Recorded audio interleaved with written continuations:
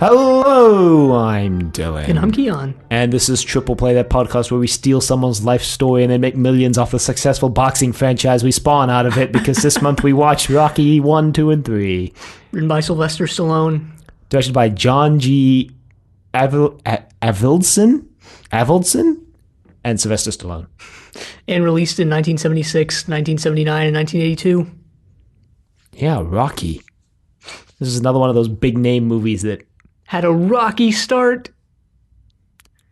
I was going to say one of those big name movies that we watched for this podcast, interspersed between all the other things that we watch.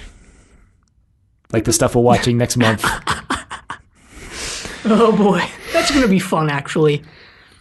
This was fun. Yeah, this was too. I really enjoyed these movies. Yeah, so we should discuss how many times we've watched these. 0 for me. I haven't seen Rocky 3 before at all. I've seen the first Rocky, and Rocky 2 I've seen bits and pieces of before this. And like I said, I've never seen Rocky 3. I have watched Rocky 4, weirdly enough. So, yeah, that's how many times I've seen these. But yeah, I mean, of course, like, I had heard of this franchise before. Yeah, it's like one of the biggest franchises to come out of the 70s besides Star Wars and I guess Predator. Predator was 79, wasn't it? First one? No, Predator was late 80s. Oh, you're right. It was 80. It was Alien that was 79. Alien was the one I was thinking of. My bad. Swapped them. Yeah. It's like those are the kind of the biggest three to come out of the 70s, you know, Rocky, Star Wars, and Alien. So, and Indiana Jones was the 80s. Yeah. Yep. Like a lot of the big ones that people think of are the 80s. You're Back to the Future, Indiana Jones, Predator. Those are all the 80s. What a decade. The 80s is one of the best decades for movies, in my opinion. At least. Yeah, I mean, a lot of people who are really into movies would be like, it's the 1930s or whatever, you know, something like that. But and I'd be like, I'm not watching anything pre-1950 without extreme prejudice. Really? I don't know. Just, I feel like the style of movie making has changed so much that comparing anything from 1930 to something made in 2010 is like, I think that's just a false comparison. Nah, I don't think so. In many ways. Not a false comparison. I just think that there's so much that's changed that it's difficult to like compare. But I mean, you can track like the history and techniques of all of this back to the late 19th century, and that's how you make the comparison too. But you know, whatever. We don't have to get into that. I guess. Anyway, Rocky. Sylvester Stallone's baby, basically. The reason why we're doing this, in case you missed it, is that Creed 2 comes out this month, which I'm actually extremely looking forward to, because I liked the first Creed a lot. Huh. I watched it at the movie theater near our house that used to be a dollar theater, but now it's an AMC, so they charge like... It's a cheaper AMC, though. It's a cheaper AMC that still charges more than the seats are worth, because the seats are garbage in that theater. Anyway, like the actual seats, not like seats in the metaphorical sense where you're sitting to look at the screen. I'm talking about the seats. By the way, if you're ever in screen 1 in that movie theater, don't look to the left of the screen, because the exit is actually to the left of the screen up a stairway. So the exit sign, the like illuminated exit sign, is exactly in level with the dead center of the screen on the left of the screen. It's really irritating. And it's only in screen 1. So if you're at screen 1. All right, I'll keep that in mind. Actually, I'll probably forget it a few hours from now, but that's okay. That's okay, because as soon as you sit down in that theater to watch a movie, you won't be able to not notice it anymore. Anyway, Rocky, like we mentioned, Sylvester Stallone's brainchild, I guess. Well, he was... We should start, I mean, we usually jump right into the production, but we kind of have to start this with like Sylvester Stallone, where Sylvester Stallone was at in life, because that kind of spawned this. He was pretty down in the dumps. Yeah. I think I read that he had $106 in his bank account. He sold his dog to pay his bills, and also because he couldn't afford to feed the dog anymore, so he sold it, and that was basically his life. He had $106 and he slept in his car. Yeah, there are a lot of differing accounts, some from Stallone himself, you know, one account to the other, about some of the minor details in this period. Because I didn't read the sleeping in his car thing. I read that he was barely paying his rent. So maybe it was like he stopped paying his rent and got kicked out. There were conflicting stories throughout, specifically Rocky 2, actually, in this franchise. Weirdly enough, people just can't seem to come up with a consensus about some things. But basically, he was down in the dumps. He wanted to be an actor. He went to school for that. And he had acted in a movie at this point already that had flopped. And he didn't do so well.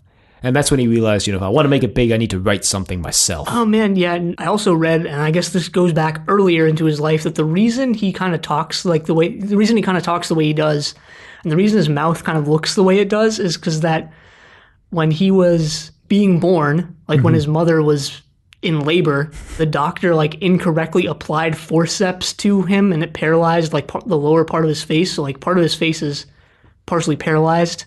Jeez. And that's where that comes from. It's not like an acting choice. Well, that kind of sucks. I'm sorry to hear that, Sylvester. Sylvester Stallone seems like a pretty cool guy, if I'm being honest. He seems pretty down to earth. I guess. I mean, he's milked the Rocky franchise for all it's worth over these last 40 years. Well, so that was the things that I read, that after they made Rocky 2, he intended to end it at the trilogy as a trilogy at the end of Rocky 3. I read some really wild ideas he had for the Rocky trilogy. After Rocky 1, there was some crazy crap he proposed that never ended up happening. But I always read that he intended it to just be a trilogy. And then the studio was like, no, we gotta make more. So, he wrote another one. And then I read that he planned to kill Rocky at the end of Rocky 5 so they wouldn't make any more. But then the producers came in no. You gotta keep Rocky alive. This is you can't kill Rocky just like you can't kill James Bond. Well, Rocky has become this weird character. I went to Rocky's Wikipedia page, not the movie, but the characters page. Mm-hmm. There's all this biographical information about him as if he were a real person. They do have a lot of pages. They have his blood type and stuff Indiana Jones has that too, I think, a massive biographical page. I think Sherlock Holmes does too. The character of Sherlock Holmes. Yeah. And apparently he's an icon. I saw pictures of Rocky posters all around Philadelphia and stuff like that. So. Well, he is kind of an icon. Yeah. An icon of So that was the thing. Sylvester Stallone said he wanted to write, Rocky to have heart and to have integrity and character and to be a good guy. I think he felt that, whether this is true or not, there was a lot of cynicism and negativity in movies, and especially Hollywood movies around that time. And he wanted to go against that. I mean, I would argue that there's still cynicism in Rocky, but he kind of, he writes the script, but he writes it after he goes to see, the story I read that was that he was feeling particularly down because he had so many ideas that he couldn't settle on one. So he decided to spend the last of his money to cheer himself up and go and watch a boxing match between this guy, Chuck. I think it's Chuck Webber? Chuck Wepner. Yeah, Wepner. That's what it is. Chuck Wepner battling off against Muhammad Ali. Right. So in this fight, Muhammad Ali was sort of in his prime, and Wepner was an older boxer who had been invited to this match. Also an unknown. Wepner had an inconsistent track record at that point. I actually looked him up. He, at that point, hadn't held any major titles, but had a pretty good string of victories, but then he lost a couple of key battles to a couple of boxers pretty quickly, and he lost a couple of battles, and most people said, well, Wepner's past his prime now. He had an opportunity, but now it's gone. And he ended up, being able to set up this match with Muhammad Ali, and people thought, this is basically the Rocky story. People thought that he was going to go down pretty quick, but he actually held out all 15 rounds. What's interesting is that for this battle, I think Muhammad Ali was paid $1.5 million at the time, and Wepner was paid $100,000. And Wepner immediately signed on regardless of that pay difference, because he needed the money, because at that point he was practically broke and he just needed the money. And I think I don't know if this is true, that he's the only boxer to have gone the distance with Muhammad Ali. So to box all 15 rounds. I don't know anything about boxing. Going the distance means you go all 15 rounds without going down. Nor do I really care anything about boxing, which is good for these movies. You don't really need to know or care about boxing to watch it. Well, I'm going to talk a little bit about that, because Muhammad Ali comes back in this story, in the Rocky trilogy story. As does Wepner. But the interesting thing, just one more thing on that battle with Muhammad Ali, is that Wepner was actually only 19 seconds away from completing the match. He went down with 19 seconds on the clock, and the ref counted to 7 before he called it a knockout, which just is interesting. He was 19 seconds away from completing a battle with Muhammad Ali without going down. And I read about this whole battle, and it sounds pretty interesting. Wepner knocked Muhammad Ali down in the 7th round, and that was like the biggest moment of the boxing match, because nobody knocks Muhammad Ali down, right? But Wepner does it in the 7th round, and then everyone's like, oh shoot, now it's going to get real interesting, and that's when Muhammad Ali comes out swinging and really takes Wepner down. Apparently, I don't know much about boxing. So Stallone watches all of this. Yeah. Goes home, writes Rocky. Writes a couple drafts of Rocky, actually, in 3 days, I think. Or maybe it was just the first. I heard. Yeah, now that I say that, I'm going back and questioning myself. I think it was just the first draft in three days. Yeah, I think he locked himself away for 3.5 days, wrote the first draft, and then... But he also has, in interviews after the first one came out, he went on to say that he doesn't like how people ruminate over drafts and stuff like that, and he doesn't understand how it takes years and years for some people to write a movie. He's like, I just get it done, and as soon as I'm done, I do a couple more drafts. He's a pretty good screenwriter, to be honest. Yeah, Especially since this is his first effort screenwriting. It's like a really good first script. Yeah, no, I mean, I think we're going to give Stallone a lot of crap in this episode of ours, but, there's a reason why these movies are so famous. Yeah. And he's a huge part of that in terms of acting and writing. Absolutely. But his mentality at this period was, if I want to make a big name for myself, which I do, I'm going to have to write and star in my own movie. Yeah. And that comes into play right now when he tries to pitch the movie, I guess. I don't know what the term for it is. Yeah.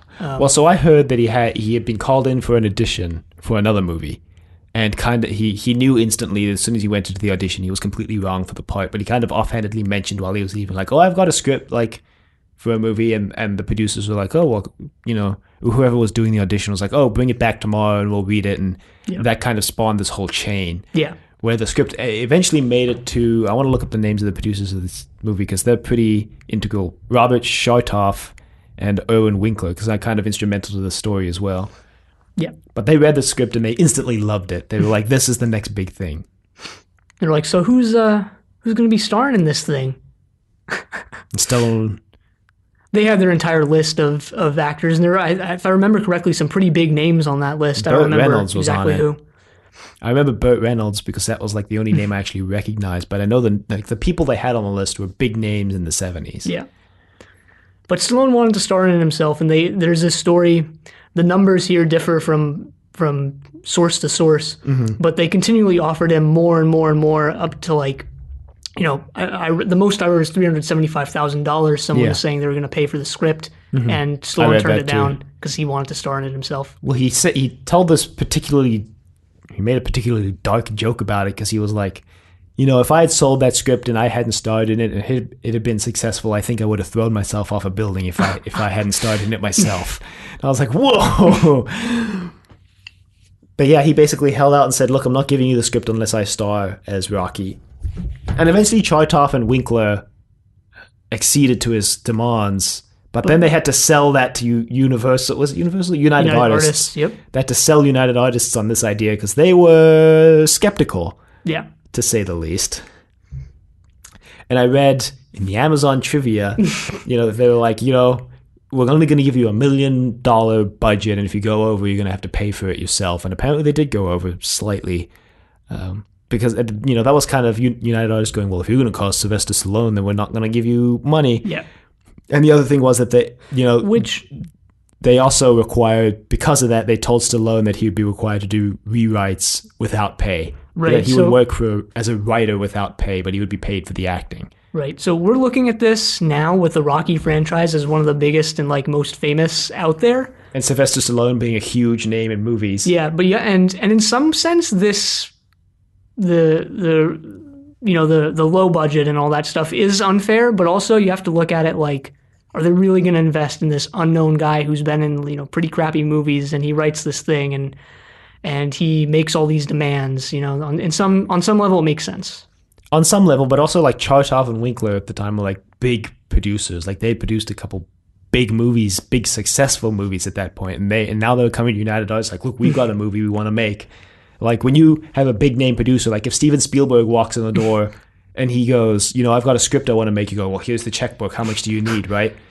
But then, the thing is, if Steven Spielberg walks in with a script from someone no one's ever heard of who wants to play himself, they're going to be skeptical, but still, it's Steven Spielberg, right? You know, so it's I don't know. I feel it's more of a slight than perhaps we're realizing. Yeah, I mean, no, I mean it is, but I don't know. To me, on some level, it makes sense what they their decision here. Yeah, and also and it honestly benefited the movie in the end. Yeah, well, so $1 million is not a lot of money, even for 70. Ends justify any of this, but the ends justify the means. No, Machiavelli.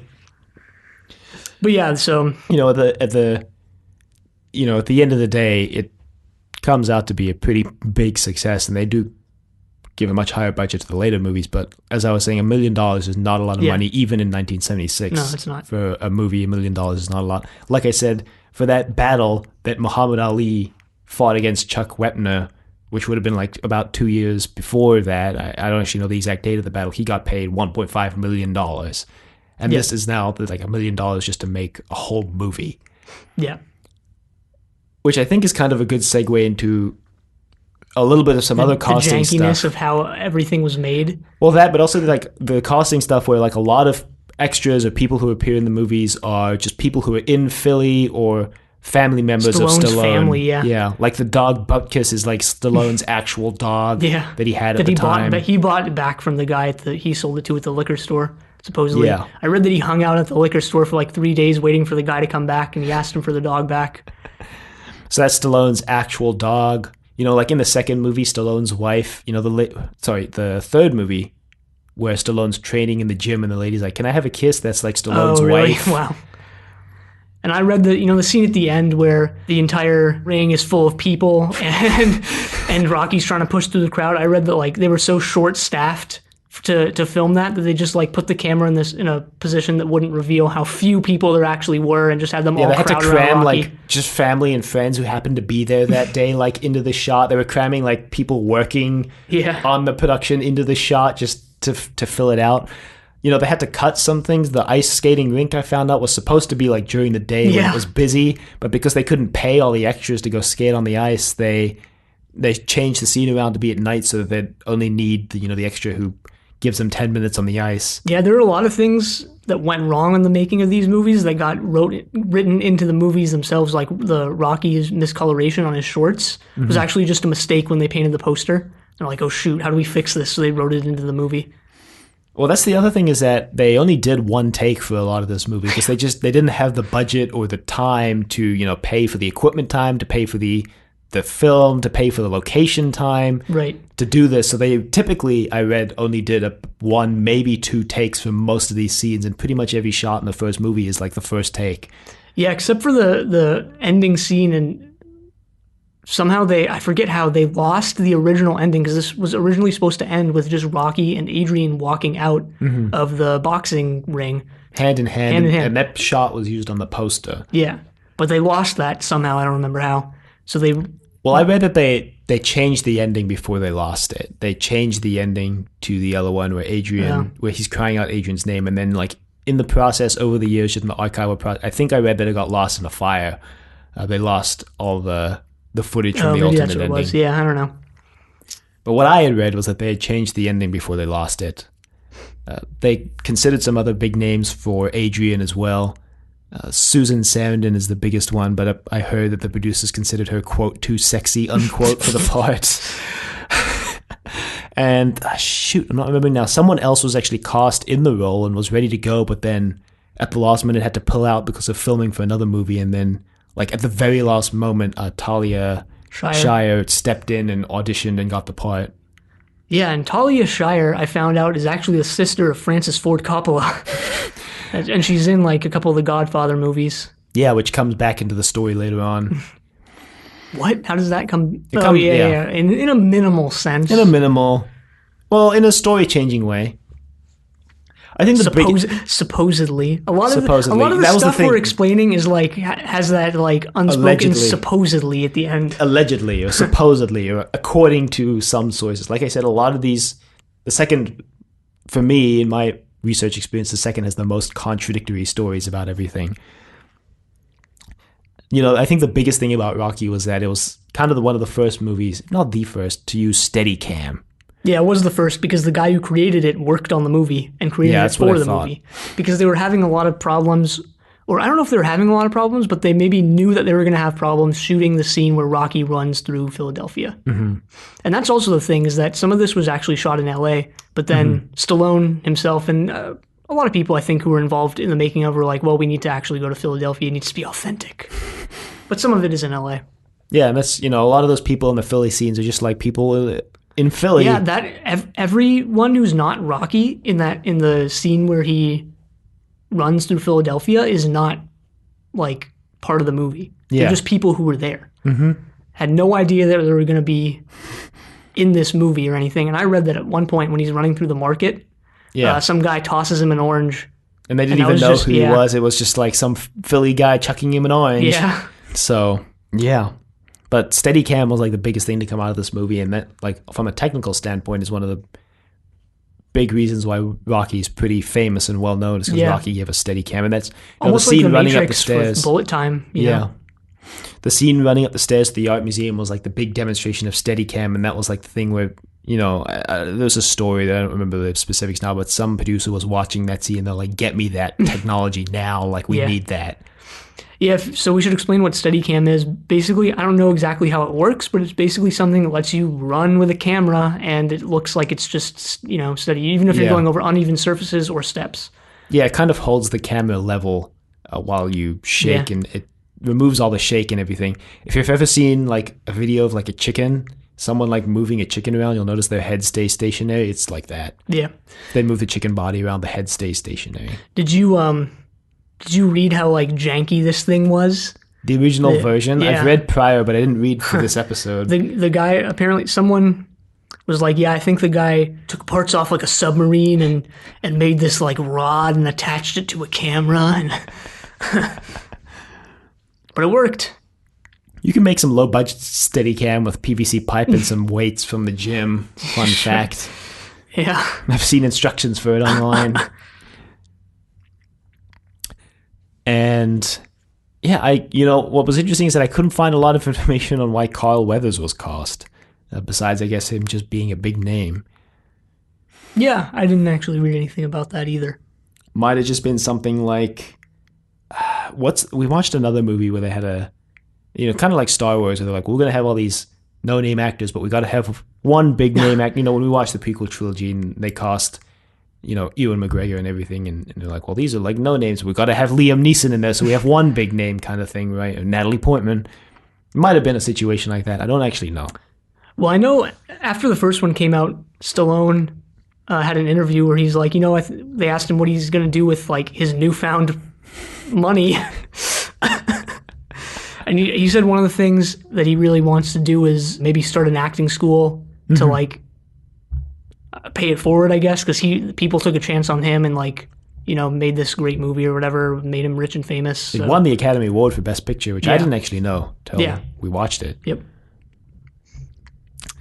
Which, that's how it came out. Made, I think I read on Wikipedia, 11,000% it did, which was one of the biggest until probably Paranormal Activity. Paranormal Activity 1 is still the highest return on investment for a movie ever. Mm-hmm. But this is up there probably. Yeah, Rocky made $225 million box office, which includes, I think Wikipedia includes reruns and special showings. So yeah, that's a pretty good return on investment. $225 million off $1 million.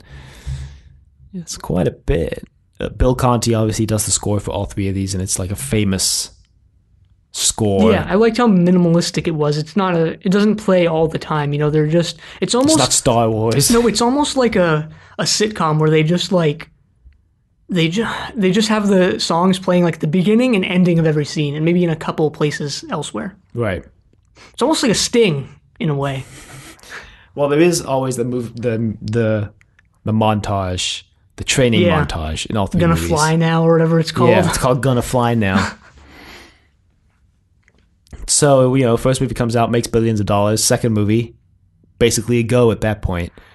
Yeah, and surprisingly, I didn't find much that was interesting about the second one. There were a couple. Well, things, so one of the big things right off the bat is that Sylvester Stallone is directing now, and that's because Avildsen had to bugger off to another project. They wanted him to come back, and he was like, "No, I'm too busy right now to come back." And then Stallone wanted to direct, and then we had another situation where United Artists was like, "Well, we took a chance on you acting and writing, but like directing, yo, man, that's like."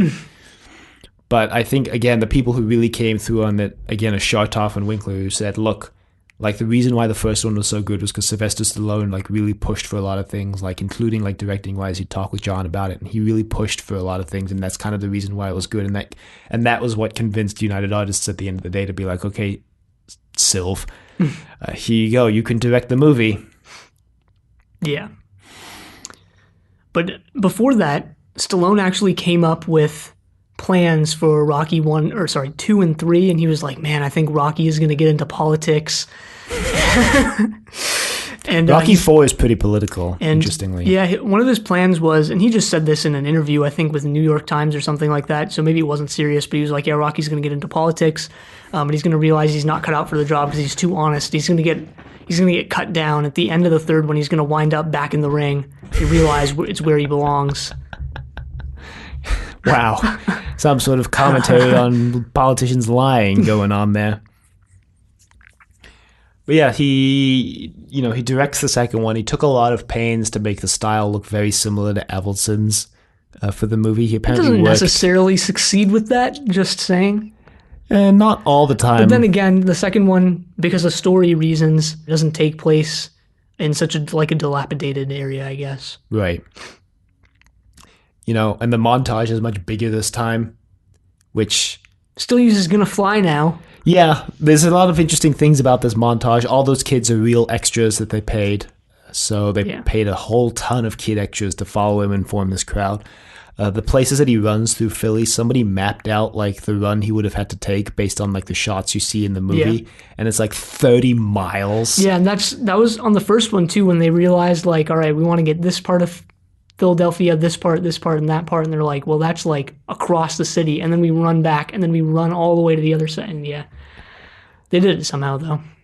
Yeah, but 30 miles he covers in the second movie. And apparently now Philly hosts, I think every year, I think they call it like a Rocky marathon. Run. Yeah. And they do like a 5K and a 10K run along some of the route that Rocky ran every year.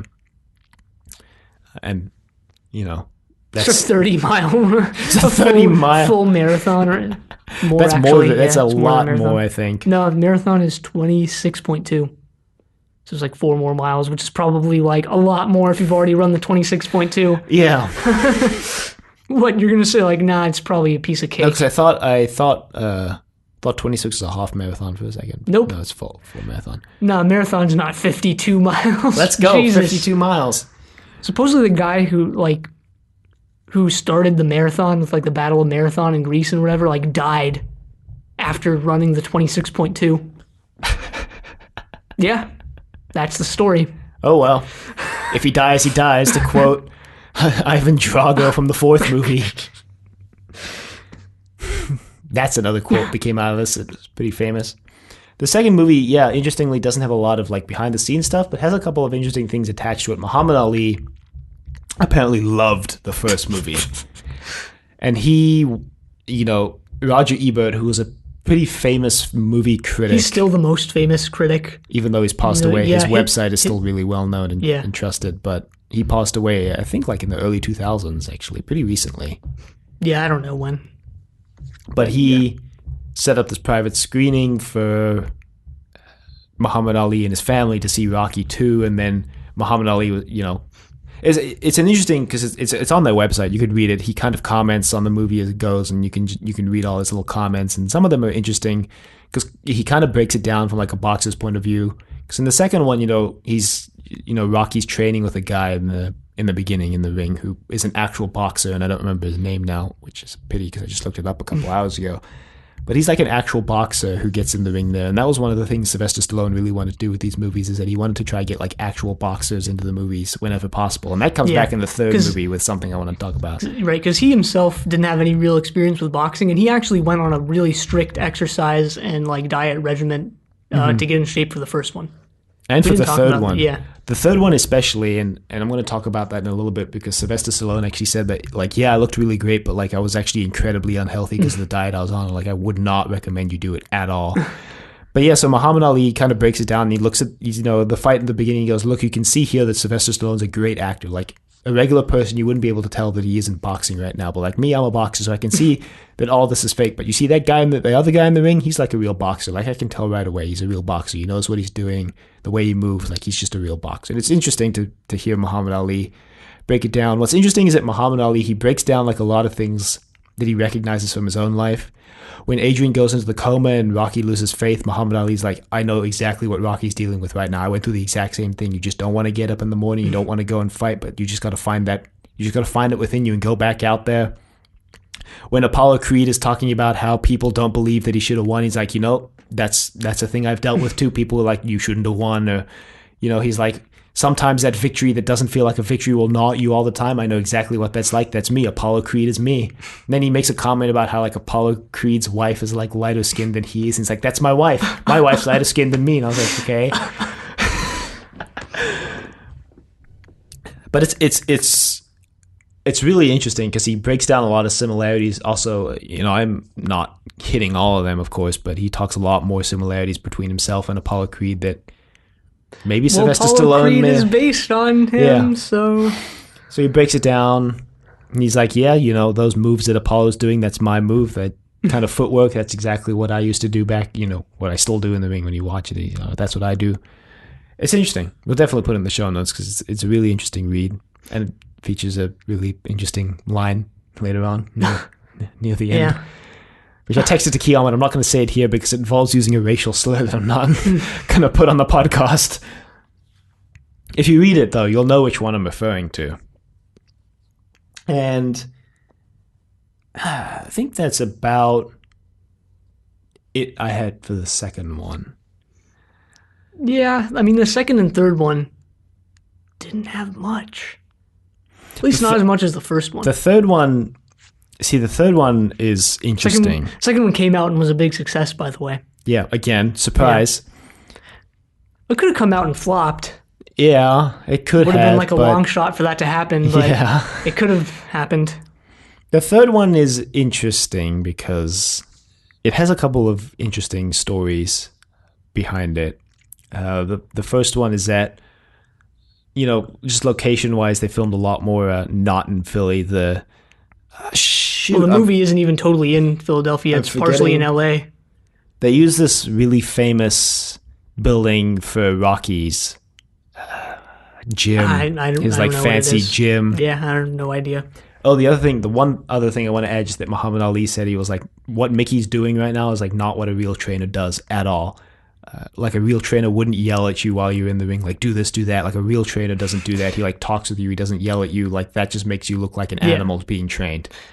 Yeah, well, weren't we even like joking about this while we watched them? We're like, man, Mickey is like a crappy trainer. Yes. Anyway. But it's okay. He sacrifices his life to get Rocky back in the ring. With the third one. Yeah. The second one also, you know, another thing they wrote into the script that was like just something that just kind of happened. The reason why in the second one Rocky switches to boxing right-handed is because actually while training for the second movie, Sylvester Stallone tore a muscle in his left arm and had to have surgery. Yeah, another one of those. He couldn't use that side, you know, as effectively as his right. So in the movie, they wrote it in as Rocky trains to fight or box right-handed. Yeah, another one of those moments of like the real world seeping into Rocky. So, you know, just another one of those things. Anyway, the third movie, apparently Morgan Freeman auditioned to be Clubber Lang's trainer. Just as like a fun fact there for you. Sylvester Stallone teased that he had a story about how he cast Mr. T in the third movie on his Instagram, and then he, as far as I can tell, never actually posted it. Wow. But I did, he did post a couple of interesting stories about him with Mr. T on the set that I'm gonna regale you with now. But first, actually, Mr. T wasn't the first person cast to play Clubber Lang. Again, Sylvester Stallone wanted to get like real boxers into the movie, so he cast an actual boxer to play Clubber Lang. And now I'm forgetting his name, even though like I made a note to myself to remember what it freaking was. So I'm just gonna go and like look up what it was. So I kept it open so that I could check. Smokin' Joe Frazier was supposed to play Clubber Lang originally. And so Sylvester Stallone says, it was going great, and then I decided like the first day of filming, and the first day we were out there, I just had him come into the ring and like let's just do a little practice. And he said that it was a great idea right until he got a left hook straight to the face, and then he got another right hook and the world was spinning, and then he was like completely knocked out. And he's like, it was going great, but it just didn't work out. So and then he cast Mr. T, and again he teased that he had the story about how they met, and as far as I could tell, again, never posted it, but I'll keep looking. But he did tell a couple of other fun stories about his diet. First off, I don't know if you read this, but I didn't read any of this. His diet on the third movie, he got himself down to a body fat percentage of like 2.6%. And he weighed 155 pounds. But like he said, like it was contradictory exactly what he ate. But he was like, I ate like some porridge, granola bars, and like a really high protein diet. And that's all I ate. So I didn't have a lot of energy. It was like all protein. It's pretty bad for you. And so he was talking about, he posted a picture that he's like, I didn't even know this picture existed, but someone sent it to me. He's doing a handstand in the corner while they're filming the battle between him and Clubber Lang, him and Mr. T. And he tells a story like, I used to get lightheaded filming this battle because I just didn't have a lot of energy because my diet was so high protein. So to get blood back to my head between shots, I'd go over into the corner of the ring and do a handstand to get the blood back to my head so we could keep filming. Yeah, that's not good. Yeah, that's that's the other thing. He's like, I may have looked great on the outside, but like inside I was like really bad. I was in really poor shape. And, part of that, he was like, I had this agreement with Mr. T. Mr. T was dieting with me, and we were dieting. But the deal was, after we finished filming the final battle that Friday, we were going to go back to his trailer, and we were going to just have ice cream. We each got a quart of ice cream each. And his favorite flavor was mint chip. And mine was Rocky Road. He was like, mine was vanilla fudge. So he was like, so we had that ice cream, and every day of the week, like between takes, he'd come over to me and tell me about how he's going to savor that ice cream as soon as the filming's over on Friday.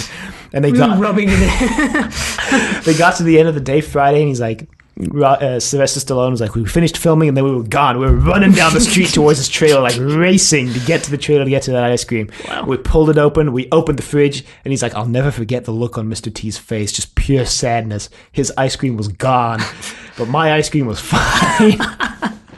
So what? Someone ate his ice cream out of the someone fridge? stole Mr. Wow. T's ice cream, and then I don't know if this was a joke or not, but Sylvester Stallone was like, so we found the guy who did it. We stuffed the top half of him inside the freezer. Unfortunately, he didn't fit, so we had to let him go. But then we sat there in silence and ate my vanilla fudge together. It's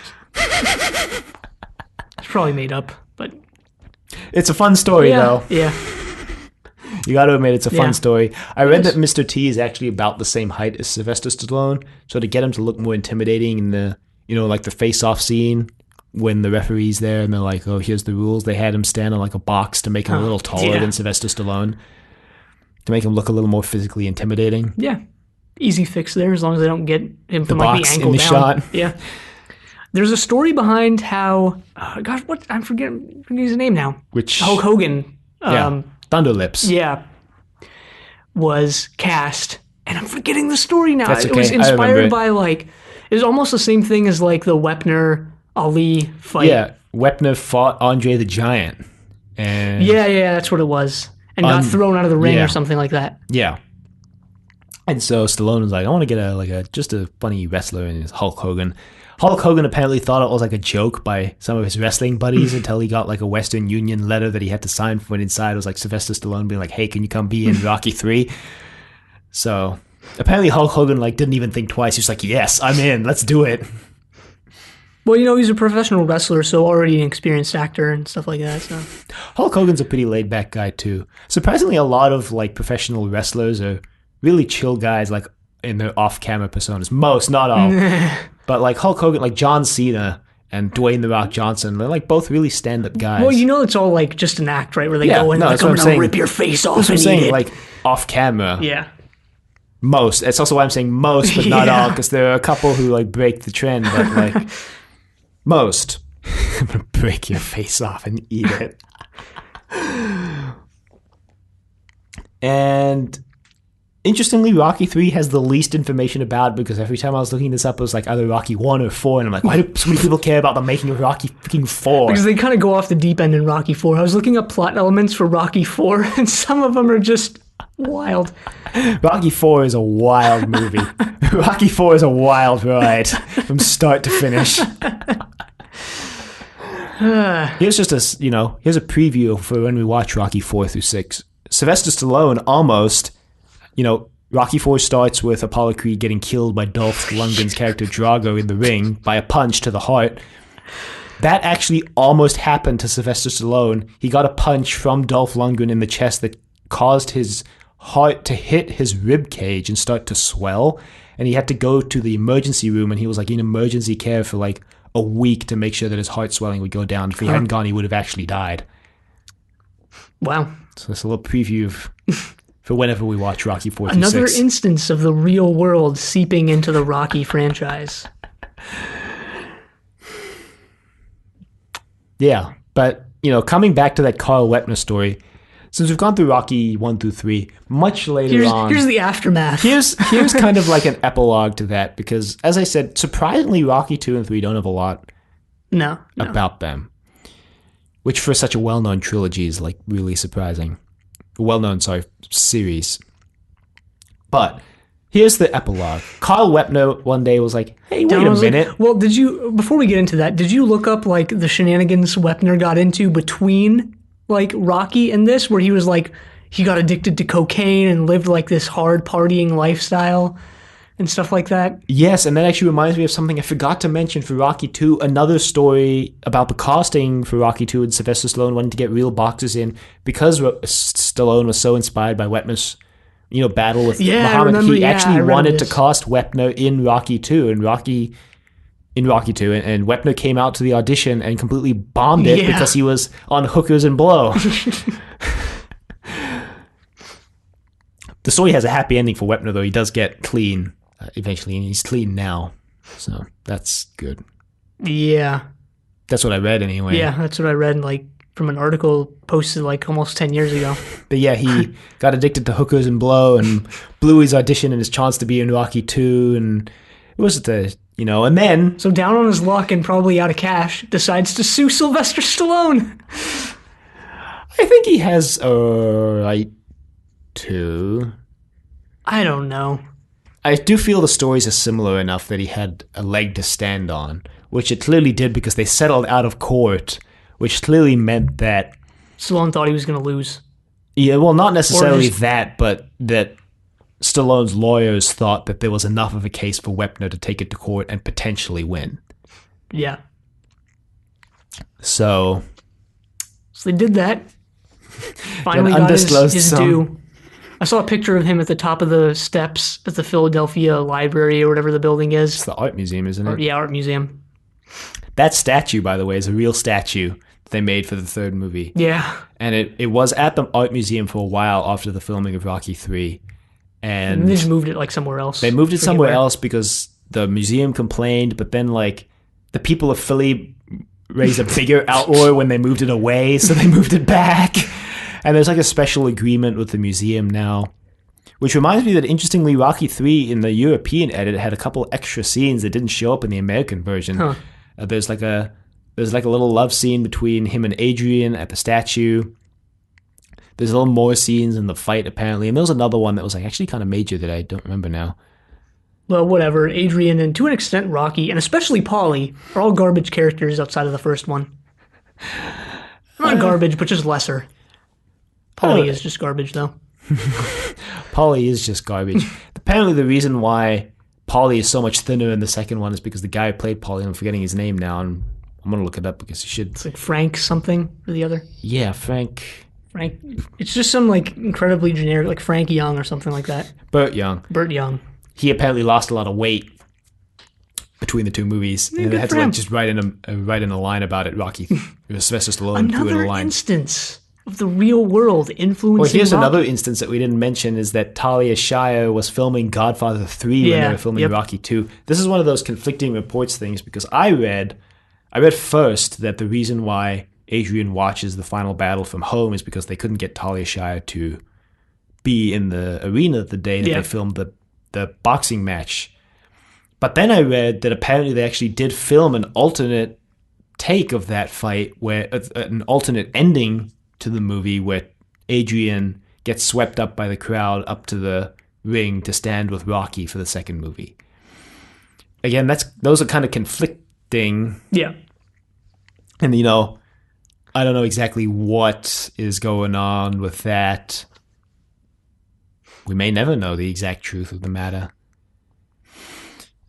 Sylvester Stallone said that only 10% of his original script made it onto the screen in the first Rocky movie. Fun fact. That's what he claims. Really? That's what he claims. I don't believe that at all. That's just what he claims. In any way. That's what he claims. He's gone back and claimed many things over the years, which often don't line up with other things that he said. Yeah. Yeah. He got 10%. He said he got 10% of the cut. Mm-hmm. But So maybe he was confusing that with maybe. 10%.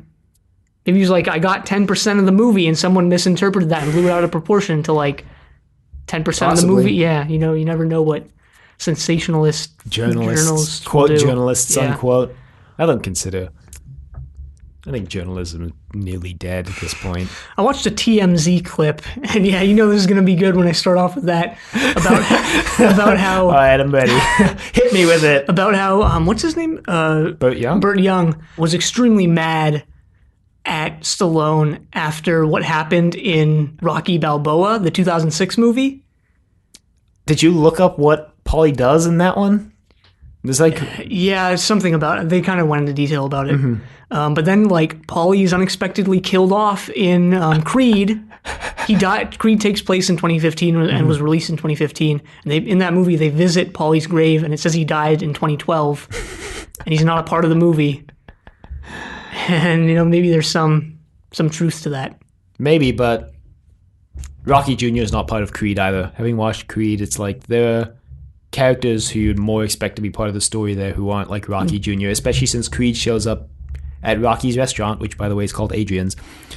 And he says, hey, can you train me? And Rocky says, I already tried to train someone, and it didn't end well. And he's referring to Rocky Jr. in I think, Rocky Balboa. So, Creed also reveals who wins the battle, the boxing match that ends the third movie, because, as you know, the third movie ends with Rocky and Apollo Creed throwing a punch at each other, then ending on a really cool painting. In Creed, Adonis Creed asks Rocky, well, who, I heard about a secret third battle between you and Apollo, and he's like, yeah, it happened. He's like, so who won? And then Rocky says that Apollo won. No.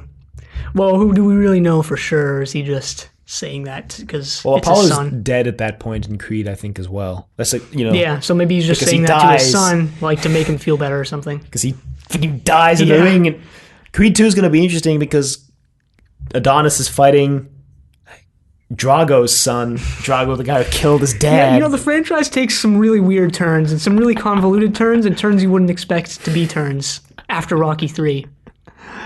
Which is, I guess, a good way to start talking about how this works as a trilogy, and I would say pretty well. Not the best, but pretty well, I think guess. it works really well. Because, Rocky 1 is, Rocky rises the ranks to the top, and then he fights, and he loses in a split decision. He doesn't really rise to the ranks. He's sort of invited to the top of the ranks. Whatever. You know what I'm saying. He proves himself at the top, which makes it better that he skipped the middle stages. Anyway, he loses by split decision. The second movie is okay, so there's the rematch.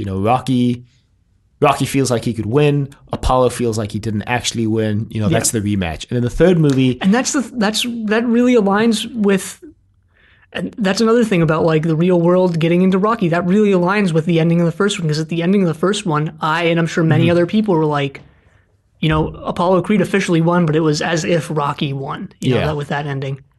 Yeah. The first one also, has He's the got best the ending. emotional victory. Yeah.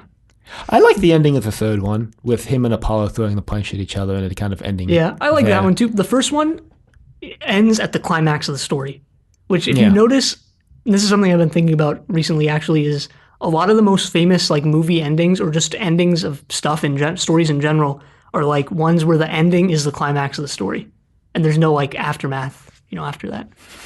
But whatever. I don't know, some movies aren't like that. Back to the Future ended at like a sort of a mini climax because we've gone through the whole plot, but then we have this other, Doc comes back and says, "Got to go back. It's your kids, Marty." I don't know. I don't know how much I agree with that. A lot of the most famous endings. Yeah. Not the most famous movies. But then again, the ones with the most famous endings might end up being the most famous. But, and then the third one is like him and Apollo like make amends and then team up to kind of take down a bigger threat sort of thing. Yeah. But and I think like as a narrative arc, I think that works really well for a trilogy. I think it works. I also think that the first two together work better without the third one, which is why I say it works like okay as a trilogy. Because there's just things like at the end of the first one, Rocky loses, but it feels like he wins. And at the end of the second one, to me at least, Rocky wins, but it really feels like he loses. Mm-hmm. And there's something to that. And the third one continues it on, which is fine, I guess. And I do like how they ended it with the battle between Creed and Rocky, and not knowing, who wins. Yeah, as like this tiebreaker fight, I guess. Kind of, yeah. This secret third battle in the base in Mickey's old gym, because Mickey's dead at that. Yeah. But I also think Rocky's trainers have really bad luck. I just realized. Oh God. This is something also that reminded me a little bit of Pirates of the Caribbean and to an extent Kung Fu Panda, where the characters in the first one are like pretty good, but then after that they take a kind of a different turn than you would expect them to. And Paulie in the third one reminded me so much of Poe's dad, who was like, he was annoying in the first two, whatever, but he was just there, but it was sort of just a whatever thing. You could put him to the side. But in the third one, he was front and center, and he was more annoying than ever. Well, it's like Pirates of the Caribbean. A lot of people said that the later movies start to fall apart because instead of, the reason why the first movie works is because of Johnny Depp's portrayal of Jack Sparrow, but in later movies they kind of almost... The thing about the first Pirates of the Caribbean movies is that Jack Sparrow is not written to be a humorous character. He's like written to be this kind of smart pirate, and then Johnny Depp plays it smart but humorous. But then later on, it's like instead of writing to the character that they created for Johnny to play, they start writing the character that Johnny played. Yeah. Like almost parody, like almost a self-parody. They write Jack Sparrow, but then Johnny takes that and then he plays it even more as Jack Sparrow, and then it just... And that's kind of what happened with Poe's dad. That's kind of what happens with Paulie here, is that like in Rocky 2 and 3, instead of writing like the character as Stallone saw it in the second two movies, he wrote like what he saw on screen from Burt Young as Paulie. Yeah, and here, just to highlight, and this was really funny. I laughed out loud reading this the first time, and I might not now. But just to highlight how much of a piece of trash Paulie really is. This is directly from Wikipedia. This might take a while, but it's worth it. And this is verbatim from the biography section on the Paulie Panino page on Wikipedia. Adrian's older brother and Rocky Balboa's best friend / brother-in-law. He's a former United States Navy man and an alcoholic, and is not afraid to lose his temper when the opportunity arises. Most of the time, he does that out of jealousy towards his friends and family, and he feels like they owe him for their success. Despite this, he cares about his friends and family, and he will stand up for Rocky if someone insults him. Despite being friends with Apollo Creed and Tony Duke Evers, Paulie is shown to be racist, as seen in Rocky 3 when he openly stated that he did not like any of the black boxers in the gym where Creed once trained. Yeah, we picked up on that watching it. Yep. Though that could just be out of nervousness. That's not. I don't think so, Paulie Apologist.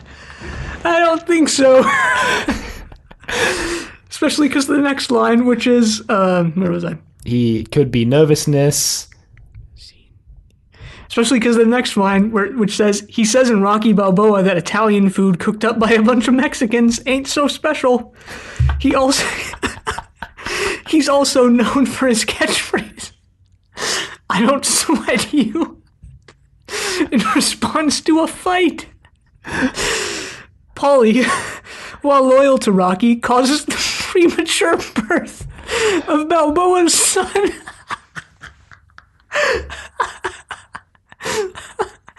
by shouting at his wife during her pregnancy.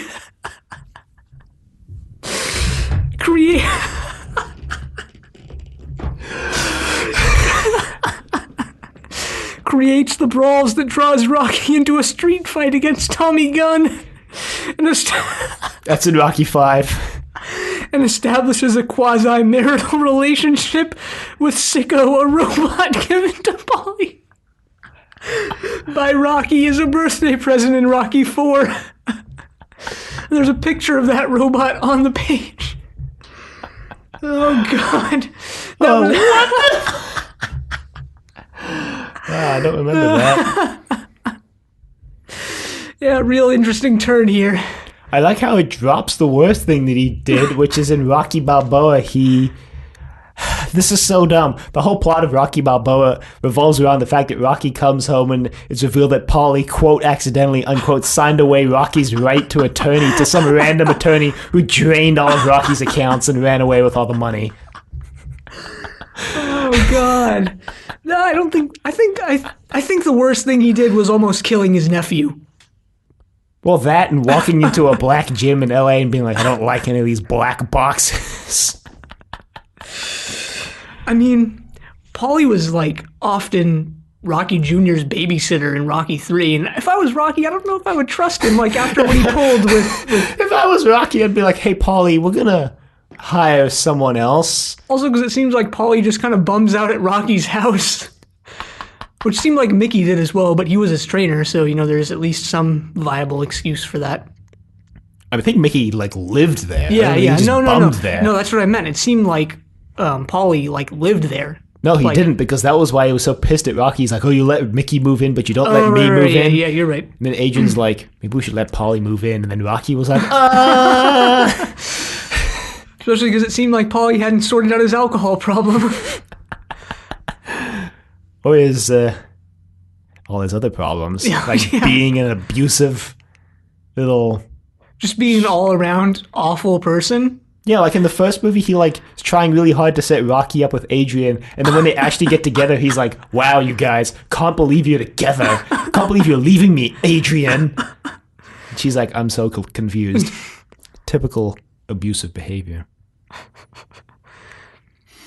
Anyway, I do think these work fairly well as a trilogy, but if the third one wasn't there, I think that would have worked possibly better. I don't know about that. I mean, it would be a different feel, I think. The third one turns it into a kind of a different journey between Rocky and Apollo from antagonists to friends, whereas without the third one, it's just... That's true. Rocky's road to victory, I guess. Yeah, that is true. And I do like the third one is actually a good place, because even though there are more Rocky movies, this is also a very definitive trilogy. Yeah, and that was, like I said, Stallone was always like, I wanted it to be a trilogy, but the studio was like, this is freaking printing gold, Stallone. We can make so much more money if you make more. Because Stallone does write them all the way through Rocky Balboa, I believe. And I think he directs Rocky 4, and then I think he directs Rocky Balboa as well. And I think Rocky 5 is directed again by Avildsen. Yeah. Yeah, well, isn't he almost 80 now? So, you got to hand it to him, and he's still in the movies and everything, so... I mean, his role in Creed was really cleverly done, I think, and it's really emotionally impactful, and it's done in a very good way. Yeah. I think Creed is just one of the best movies to come out in the past 5 years. It's a really, really good movie. Well, we'll watch it at some point for this. Yeah, podcast. I mean, I'm hoping they do make a Creed 3 so that we can watch it as a trilogy, because it is just such a good movie. Yeah. And other than that, I've actually exhausted everything I have to say about Rocky. Yeah, same here. Expanded universe stuff for Rocky. Surprisingly little besides the movies, and I didn't find anything except just, I'm sure there's stuff out there, and I actually forgot to look just this up. video games is what I found. Oh, Rocky the Musical. Oh, right, yeah. I actually knew about this. Rocky the Musical came out a few years ago. Yeah, so I think we'll do Chuck, which is the documentary about Chuck Wepner, since his story did kind of inspire a lot of the first Rocky movie specifically. Right, and we sort of talked about it quite a bit. Yeah. So that's what we're going to do next month for the .5, and then I'll let Keon announce 2 months from now, the next trilogy, since I know he's just dying. I'll do it in the Yeah. outro. Yeah, as that's we what I'm normally saying. do. I'll leave it to there. But, until then, if you would like to email us, you can reach us at thedoctor@decorativevegetable.com. Questions, comments, concerns, angry rants, love letters, your thoughts on Rocky, the Italian Stallion. You can find us on Apple Podcasts and Google Play at Triple Play. You can find us on YouTube at Decorative Vegetable. Be sure to leave a rating if you like the show. Check us out on Facebook, Trust Your Doctor. Like us on Facebook. Also check us on Twitter at TYD Podcast and follow us on Twitter. And like we said, next time we're going to be watching Chuck, which is the documentary about Chuck Wepner. And after the next trilogy we'll be watching in January is Trolls 1, 2, and 3. But until then, the end.